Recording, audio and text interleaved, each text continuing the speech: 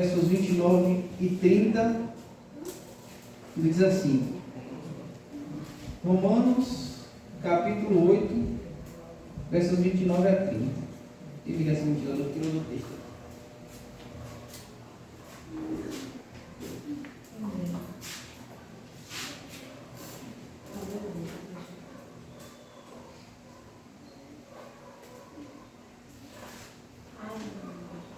Amém, meus irmãos?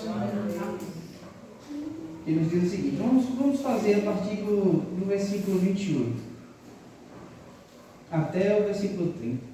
Sabemos que Deus age em todas as coisas para o bem daqueles que o amam, dos que foram chamados de acordo com o seu propósito. Pois aqueles que de antemão conheceu, também os predestinou para serem conformes à imagem de seu Filho, a fim de que ele seja o primogênito entre muitos irmãos. E aos que predestinou também chamou, e aos que chamou também justificou, e aos que justificou também glorificou.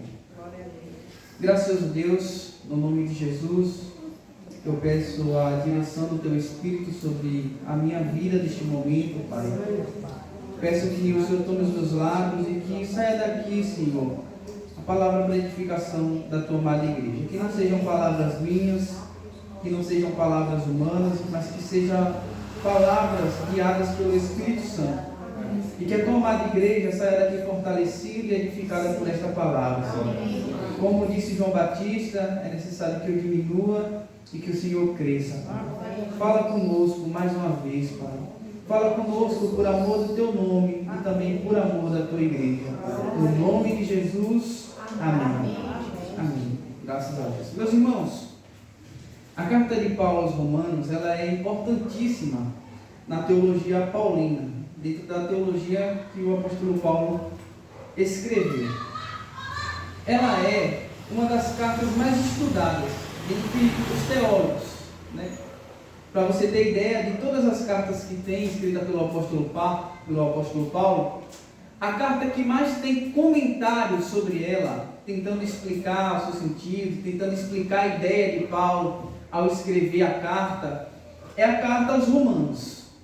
E isso porque essa carta é uma carta muito fundamental para a nossa fé e para a gente compreender, né, a teologia e a forma como Deus ele decidiu agir. Então, para nós entendermos aqui essa carta que Paulo escreveu aos Romanos, nós precisamos ter em mente a ideia das circunstâncias da escrita, ou em outras palavras, qual é o objetivo de Paulo ao escrever a carta aos Romanos? Qual é a finalidade dele? Não somente a gente deve fazer isso na carta aos Romanos, mas em todas as cartas escritas por apóstolo Paulo. Nós devemos nos perguntar qual é a intenção do autor ao escrever a carta. Qual é o objetivo que ele tem ao escrever essa carta? Qual é o propósito que ele quer alcançar escrevendo essa carta? Então, nós vamos analisar neste momento algumas ideias de alguns autores, escritores, né, que tiraram ao estudarem essa carta. A resposta de alguns, né, a conclusão de alguns, tentando explicar a escrita, né, da carta aos Romanos. Então, o que seria essa circunstância da escrita, para a gente analisar aqui? A circunstância da escrita, né, o próprio nome é sugestivo, né, a circunstância que levou o Paulo a escrever a carta. Por exemplo, vamos supor que eu estou aqui na liderança da igreja e de repente me acontece algo aqui dentro, eu estou distante. E esse algo que aconteceu é algo que precisa de uma atenção, mas pelo fato de eu estar distante, eu não consigo estar aqui presencialmente. Então, a circunstância que vai me levar a escrever uma carta para essa igreja vai ser o que está acontecendo aqui nessa igreja. O que, vamos supor, se for algum problema, né? Eu estou de longe, mas estou sabendo que lá está tendo um problema. Então, eu vou escrever uma carta tentando solucionar esse problema dentro dos critérios das Escrituras Sagradas, ou com base naquilo que a palavra nos fala. Então, a circunstância da escrita é basicamente isso, né? O que levou Paulo a escrever essa carta. Então, quando a gente se aprofunda dentro desses pensadores, Alguns teólogos, eles acreditam que Paulo, ele quis fazer um tratado teológico. Né? O que é um tratado teológico? Ele quis tratar de algumas teologias importantes, né, na carta aos Romanos. Só que, quando Paulo escreve essa carta, ele não trata de todos os assuntos teológicos. Porque a carta de Paulo fala muito sobre a salvação, fala muito sobre, né, o modo de viver da igreja, mas ela não fala de assuntos escatológicos. Ela não trata de todos os assuntos da teologia. Mas essa visão, que diz que Paulo estava escrevendo um tratado teológico, diz que o objetivo de Paulo e o que motivou ele a escrever a carta foi fazer um resumo dessa grande teologia cristã, de toda a teologia. Só que outros estudiosos, né, que pesquisam também sobre a carta aos Romanos, quando eles se deparam nessas ideias de que, não, Paulo quis escrever um tratado teológico, essa foi a visão geral de Paulo, eles discordam. Porque de fato Paulo trata sobre muitos assuntos dentro da teologia, mas ele não trata de outros muitos assuntos. Então ele discorda. Não, Paulo não quis fazer um tratado teológico. Na verdade, o que Paulo quis fazer foi um sumário da sua fé. Foi um sumário do seu ensino. Então eles negam essa primeira ideia de Paulo e eles afirmam que na verdade Paulo está fazendo um resumo do seu ensino. E de fato parece que Paulo ele está querendo escrever o que ele entende sobre o Evangelho, de uma forma mais simples para aqueles irmãos que estão em Roma. Outros pensadores argumentam que na verdade Paulo ele estava fazendo uma carta de autoapresentação. Por que Paulo estaria fazendo uma carta de apresentação? Porque Paulo ele estava querendo fazer uma viagem missionária para a Espanha. Ele escreve isso lá em Romanos capítulo 15, verso 23. Só que para chegar à Espanha, né, ele pensa em passar antes lá na igreja de Roma, né, e ali com aqueles irmãos pregar alguns recursos, alguma ajuda na sua viagem missionária. Então ele faz uma carta de autoapresentação, porque ele nunca tinha visitado essa igreja que estava plantada em Roma. Ele faz uma carta de autoapresentação, né, ele se apresenta à igreja como um apóstolo. Ele, quando a gente lê o primeiro versículo do capítulo 1, ele diz: eu, Paulo, apóstolo de Cristo.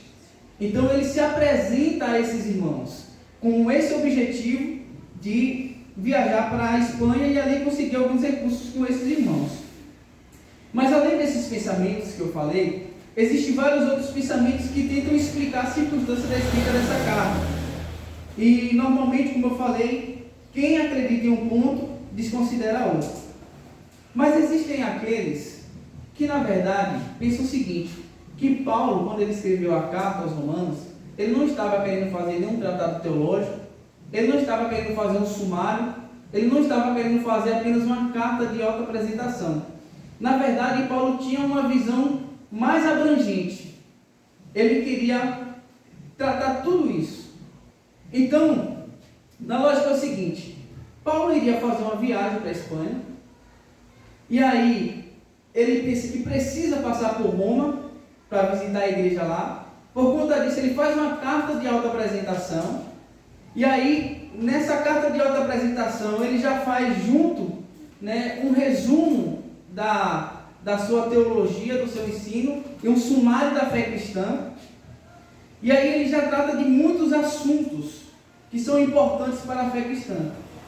Então, em resumo, existem aqueles que acreditam que Paulo quis fazer um tratado teológico, outros que Paulo quis fazer um sumário do seu ensino, outros que Paulo quis fazer uma carta de autoapresentação, ainda outros que na verdade ele estava fazendo uma carta para a igreja ser fundamentada em uma autoridade apostólica. Outros acreditam que na verdade ele estava fazendo uma carta solicitando suporte para a sua missão. E outros pensam que ele estava fazendo, na verdade, uma exortação para a unidade daquela igreja que estava implantada em Roma. Então, nesse sentido, nós encontramos Paulo escrevendo para a igreja com um propósito eclético, ou seja, ele quer fazer uma viagem missionária, mas ele precisa de recursos para isso. Então ele escreve uma carta de alta apresentação, fazendo um sumário do seu ensino e um tratado teológico. E nessa carta, Paulo nos traz vários ensinos sobre a doutrina cristã, de uma maneira mais sistemática e clara. E aí ele abrange aspectos como a fé, como a justificação que vem por meio da fé, a salvação em Cristo, a predestinação e o plano eterno de Deus para toda a humanidade. Então aqui em Romanos capítulo 1, verso 17, nós encontramos Paulo falando da justificação pela fé.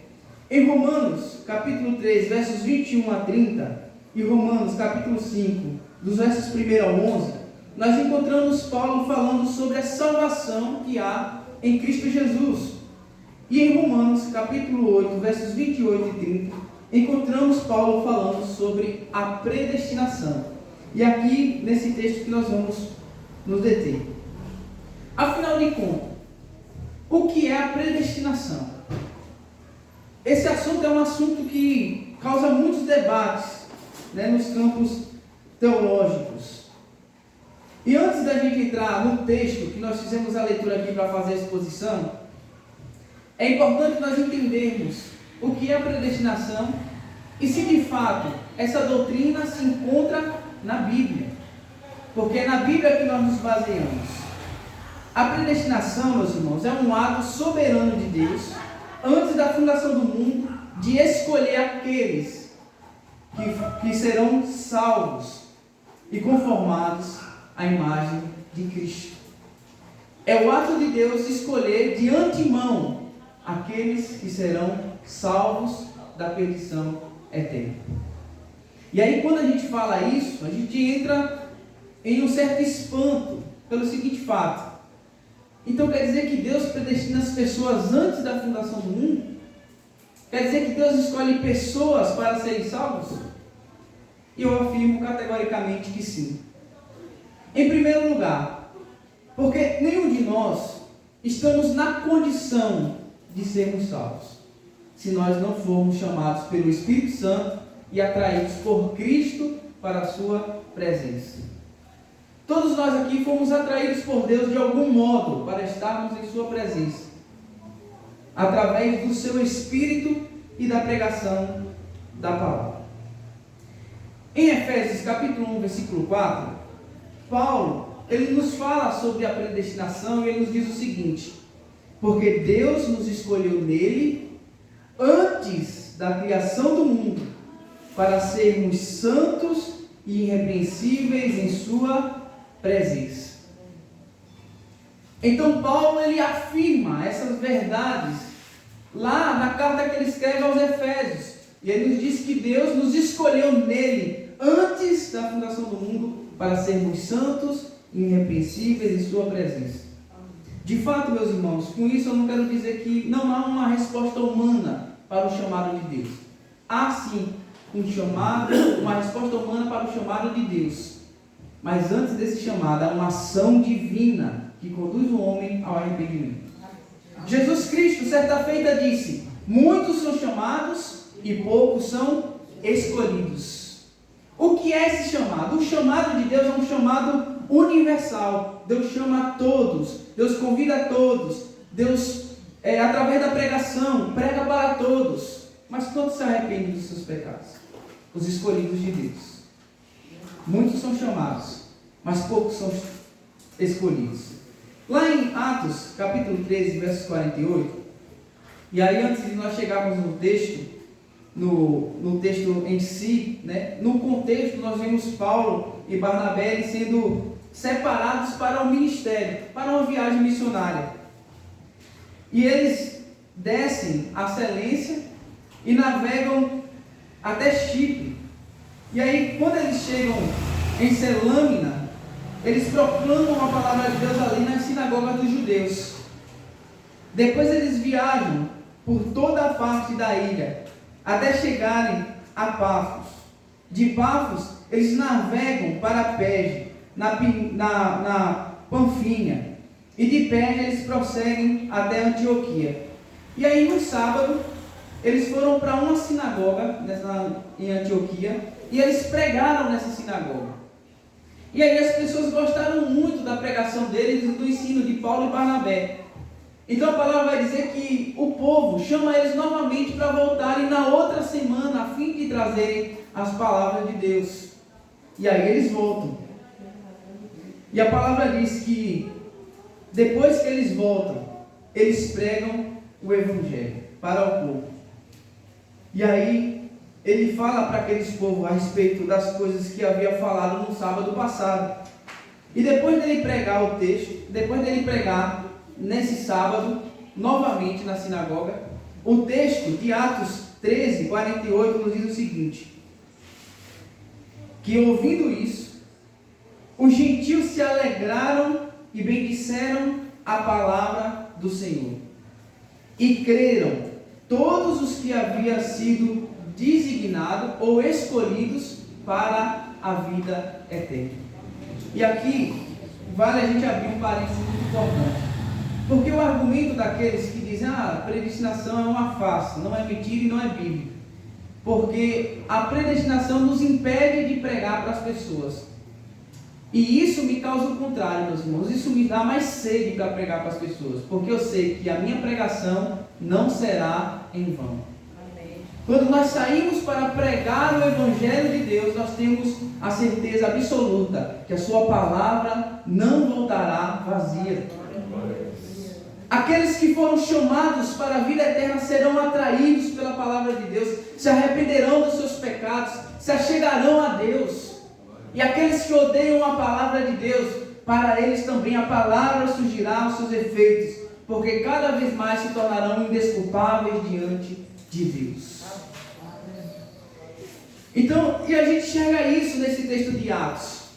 Eles saíram, pregaram na sinagoga, e quando pregaram na sinagoga, a Bíblia diz que aqueles que haviam sido designados ou escolhidos para a vida eterna se arrependeram dos seus pecados e se achegaram a Deus. Eles creram na mensagem do Evangelho. Lá em Efésios capítulo 2, versículo 8, o apóstolo Paulo também escrevendo acerca da salvação por meio da graça, ele faz questão de enfatizar que essa obra de salvação é uma obra que não provém do homem, mas é uma obra que provém da graça de Deus. Ele disse: pois pela graça vocês são salvos por meio da fé. E isto o quê? A salvação, a graça e a fé. Isto tudo aqui que Paulo está falando. E isto não vem de vocês, é dom de Deus. E veja o que é que ele diz mais à frente no versículo 9: não por obras, para que ninguém se glorie. Meus irmãos, saber dessas verdades nos torna mais humildes diante da presença de Deus. Porque nós sabemos que nós estamos aqui, nós só chegamos aqui por conta da graça de Deus. É uma ação do Espírito Santo que esmiuça as nossas obras, que esmaga o nosso poder de dizer: não, eu sou salvo porque eu fiz isso e aquilo. Ele coloca todas as nossas obras no lixo. E ele diz: vocês são salvos por conta da graça e do amor de Deus. Somente. Somente isso. Então, o apóstolo Paulo nos revela essas verdades também em Romanos. E ele diz: sabemos que Deus age em todas as coisas para o bem daqueles que o amam, dos que foram chamados de acordo com o seu propósito. Pois aqueles que de antemão conheceu, também os predestinou. Veja o seguinte: o apóstolo Paulo, ele inicia a carta aos Romanos tratando sobre a soteriologia, sobre a salvação. E aí ele coloca gentios e judeus numa mesma prateleira. Ele começa a carta aos Romanos, no capítulo 1, a partir dos versos 18 a seguir, falando acerca dos gentios. E ele diz que os gentios tornaram-se amantes de si mesmos, se entregaram às suas próprias paixões, viviam apenas para si, para os seus próprios desejos, se entregaram a todo tipo de pecado e cobiça, e se tornaram inimigos de Deus por conta das suas práticas. A ira de Deus se acendeu contra esse povo. E aí Paulo diz: e estes povos se tornaram indesculpáveis diante de Deus, porque aquilo que se pode conhecer de Deus, Deus se deu a conhecer na sua criação. Quando o homem olha as coisas criadas por Deus, olha a complexidade, que é tudo, o próprio humano, a própria criação, as árvores, os pássaros, o mar, tudo é complexo demais para ser obra do acaso. O apóstolo Paulo diz, toda essa criação de Deus aponta para uma coisa: existe um Criador por trás de todas essas coisas. Então, aqueles que praticam a injustiça são indesculpáveis diante de Deus e não podem argumentar que faziam isso porque não conheciam a Deus. Porque o que se pode conhecer de Deus, Deus se a revelar na criação. E isso, Paulo está falando com o olho num texto lá no Antigo Testamento, em Salmo 19, aonde o salmista diz que a natureza proclama a glória do Senhor, né? E os céus revelam, né, a obra de suas mãos. Então Paulo está de olho no texto de Salmo e está falando novamente aqui que os ímpios, os gentios, se tornaram indesculpáveis diante de Deus. E aí ele vai seguindo essa lógica dele até chegar nos judeus. E aí ele diz: e vocês, judeus, que se julgam superiores aos outros, vocês que dizem não façam isso, mas vocês vão lá e fazem. Em outras palavras, Paulo estava dizendo: vocês que são hipócritas, que se acham dignos da salvação porque têm a lei de Deus, vocês também estão em uma condenação terrível diante de Deus. E aí no capítulo 3, chega o grande texto que nós conhecemos. E ele diz: todos pecaram e todos estão destituídos da glória de Deus. Paulo usa esse texto dentro desse contexto que ele está falando acerca dos gentios e dos judeus. Todos pecaram diante de Deus. E aí no verso 21 do capítulo 3, ele nos mostra como nós somos aceitos. Por meio de Cristo. Agora, porém, se manifestou uma justiça que provém de Deus, independente da lei, da qual testemunha a lei e os profetas. Verso 22. Justiça de Deus mediante a fé em Jesus Cristo para todos os que creem. Não há distinção, pois todos pecaram e estão destituídos da glória de Deus, sendo justificados gratuitamente por sua graça, por meio da redenção que há em Cristo Jesus. Então Paulo tira esse mérito da salvação das obras ou da prática da lei e coloca o mérito da salvação na obra de Cristo. Aí no capítulo 4, ele compara a fé de Abraão. Ele diz que Abraão foi justificado pela fé e não pelas obras, porque lá no texto de Gênesis, quando Deus chamou Abraão e aí mostrou as estrelas do céu e disse que tudo, que os seus descendentes seriam tão numerosos quanto, ele disse assim: mas o que será de mim se o herdeiro da minha casa será Eliezer de Damasco? E aí o Senhor disse: não será Eliezer de Damasco, será um filho gerado por você mesmo. E o texto diz: e Abraão creu em Deus e isso lhe foi imputado como justiça. E aí Paulo está usando esse exemplo no capítulo 4 para dizer que o homem é justificado por meio da fé e não das suas obras. No capítulo 5, ele fala dos dois Adãos. O primeiro Adão pelo qual entrou o pecado no mundo, que é Adão, a primeira criação de Deus, e o segundo Adão, por meio do qual muitos foram justificados e perdoados dos seus pecados, isto é, Jesus Cristo. E aí no capítulo, já finalizando o capítulo 5, ele disse bem assim, versículo 17: se pela transgressão de um só reinou por meio dele, muito mais aqueles que recebem de Deus a imensa provisão da graça e da dádiva da justiça reinarão em vida por meio do seu único Filho Jesus Cristo. Consequentemente, assim como uma só transgressão resultou na condenação de todos os homens, assim também um só ato de justiça resultou na justificação que traz vida a todos os homens. Logo, assim como por meio da desobediência de um só homem muitos foram feitos pecadores, assim também por meio da desobediência de um único homem muitos serão feitos justos. A lei foi introduzida para que a transgressão fosse ressaltada ou aumentada, mas aonde aumentou o pecado, superabundou a graça ou transbordou a graça de Deus.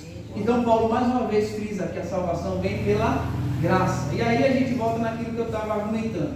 Muitos dizem por aí: mas se eu fui predestinado, escolhido por Deus, eu posso viver de qualquer forma, não é isso? Deus me predestinou, já sou salvo. Mas o apóstolo Paulo responde, e a resposta de Paulo é não. Versículo 6.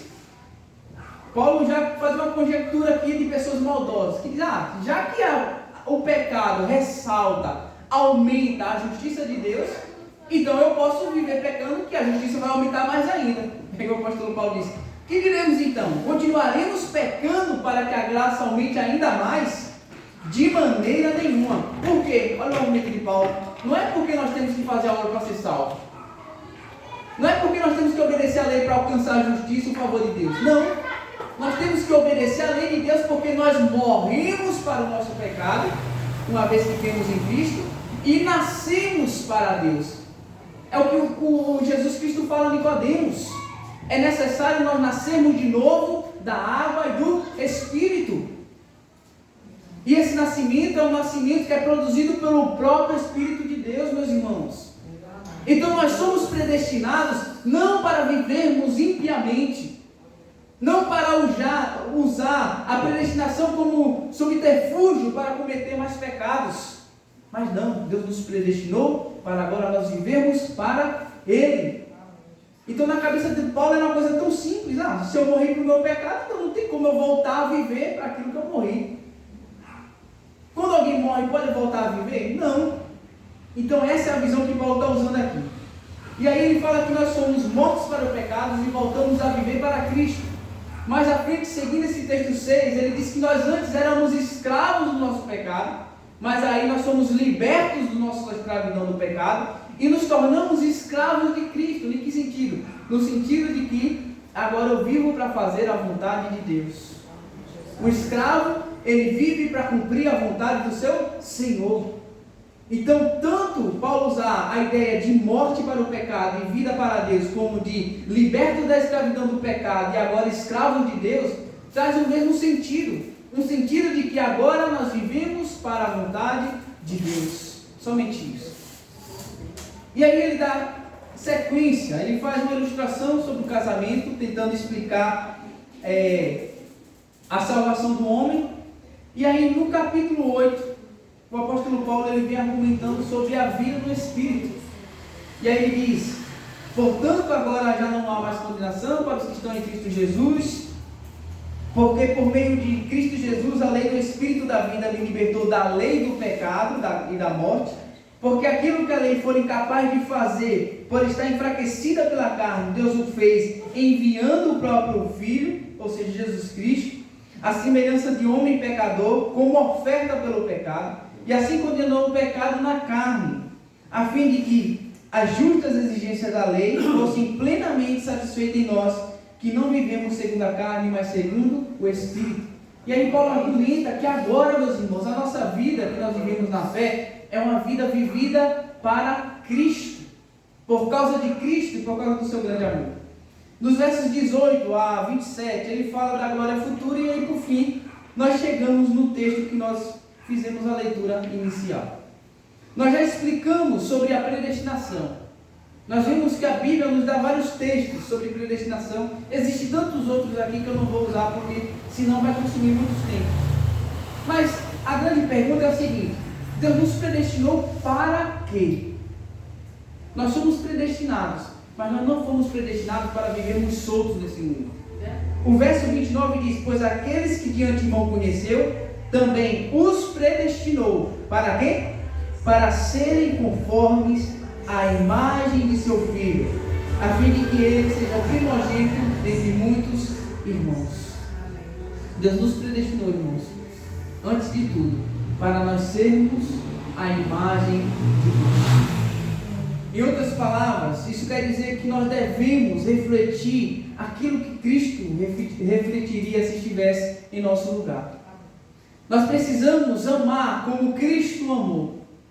Nós precisamos ser de fato humildes como Cristo foi humilde. Nós precisamos ser imitadores de Cristo em todas as áreas que Cristo fez e foi. O nosso modelo a ser seguido, não sou eu que estou aqui na frente, não é nenhum pastor ou que Deus vai enviar ou que já passou sobre sua vida. O modelo que nós devemos seguir é o modelo de Jesus Cristo. Amém. Ele é um modelo de varão perfeito. Cristo nos mostra como é de fato ser filho de Deus. Quando nós olhamos para Cristo nos evangelhos, nós vemos que Cristo tinha um único propósito: cumprir a vontade de Deus, do Pai dele que estava nos céus. E assim também, meus irmãos, devemos ser cada um de nós. nós devemos cumprir a vontade de Deus que está no céu. Deus nos predestinou, nos chamou para forjar a imagem do seu Filho em nós, em cada momento e em cada circunstância. Então, meus irmãos, que nós venhamos cada dia mais, né, ser semelhantes a Cristo, procurar cada vez mais ser parecidos com Ele, procurar amar aquilo que Cristo amou e odiar aquilo que Cristo odiou. Esse é o nosso propósito quanto cristãos. Amém, meus irmãos? Então vamos nos colocar sobre os pés, vamos orar. Vamos agradecer a Deus. Oremos. Senhor nosso Deus, no nome de Jesus, nós te damos graça e nós te exaltamos por teu amor e por tua bondade, Senhor. Nós reconhecemos que nós somos salvos por meio da tua graça e do teu amor, Senhor. Por aquilo que o Senhor fez em nossas vidas. Por aquilo que Cristo fez naquela cruz. Cristo nos substituiu, Senhor. Cristo morreu em nosso lugar. E nós não temos mérito nenhum em nossa salvação. Ó Deus, obrigado pelo teu plano perfeito. Porque desde o princípio o Senhor já havia nos prometido Cristo. É o que nós enxergamos no próprio Evangelho, lá em Gênesis capítulo 3, verso 15. Jesus é o descendente da mulher que veio para pisar a cabeça da serpente. E ele já havia sido prometido para nós, Senhor, antes mesmo de nós nascermos. Antes mesmo de termos consciência de nada, Senhor. Nós te agradecemos, porque assim como Jeremias nos afirma, nós somos escolhidos desde o ventre da nossa mãe. Quando nós ainda éramos uma substância informe, o Senhor já havia nos chamado pelo nome. Já havia nos escolhido, Pai. E nós te pedimos, Pai, que o teu Espírito nos capacite cada dia mais a vivermos a vida do Evangelho, Senhor. A de fato sermos semelhantes a Cristo Jesus. Ó Pai, porque, como nos diz Filipenses, é o Senhor que efetua em nós tanto querer como efetuar segundo a tua boa vontade, Senhor. É uma ação do Espírito Santo. É o teu Espírito Santo que nos convence da justiça, do pecado e do juízo, ó Pai. Em nome de Jesus, nós te glorificamos por essa dádiva, por essa graça e por teu amor. Ó Deus, obrigado por tudo, no nome de Jesus. Amém.